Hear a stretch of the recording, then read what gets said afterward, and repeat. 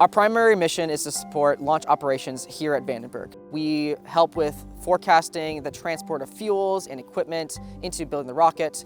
We help decision makers determine when is a good time to launch the rocket, and then the day of, we are always there by their side throughout the count to determine if it's safe for them to eventually launch the rocket. We monitor this 99,000 acre range around the clock. Essentially, we look out for things like watches, warnings, advisories, kind of the things that you would imagine National Weather Service office doing. That kind of comes from our range weather forecaster. They're the ones that tell us if there's going to be strong winds or if we have to issue a watch for lightning, things like that. Clear skies, no wind. That is optimal. However, that occurs like 10% of the time. Normally there is some cloud cover, which doesn't really affect the launch, but you can't see it, and everyone wants to see the launch. But there's almost always some level of wind. And depending on the rocket and the location, it can have major impacts to being able to launch. Out here, it is rocket science, and so we have to be very, very precise.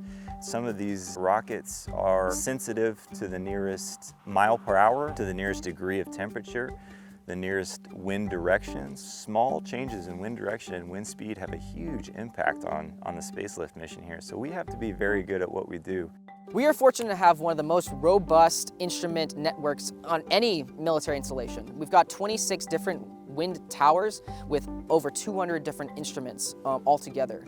To have access to all that data helps us make an enormous amount of decisions, especially for a base as large as this one. 99,000 acres is a lot to cover and be able to forecast for.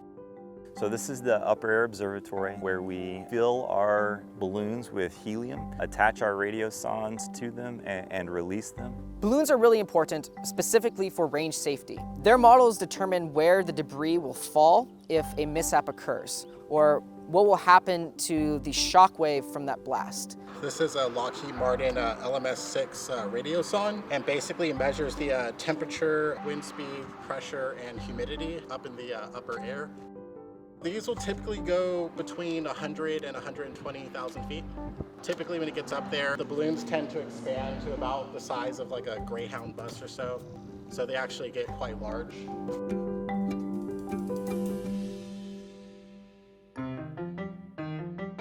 A good portion of the reason why our weather models are actually quite good for large-scale features is because of satellites. We ingest a lot of data into our models to run them. If you look to the west, there's a lot of water. The Pacific Ocean is large, and there's no balloons being launched from there, no consistent surface observations. So you have a large area of data-sparse surface and atmosphere.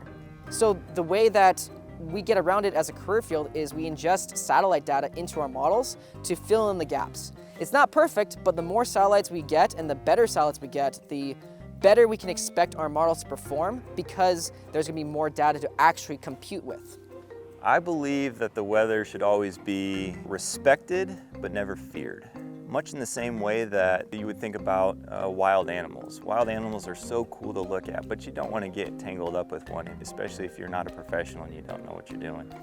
This is my favorite job I have ever worked. I'm a weather nerd. I love weather. I've loved weather since I was 11. I know we don't get tornadoes like in the Midwest or big thunderstorms like in the Cape, but it is very interesting to focus on just how the terrain can affect weather and operations.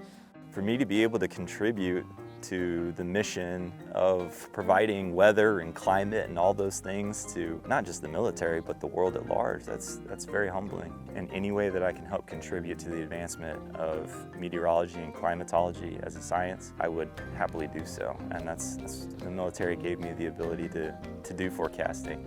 That's why I joined. They said, hey, you want to be a forecaster and be a weather officer and do those things for the military? I said, you bet.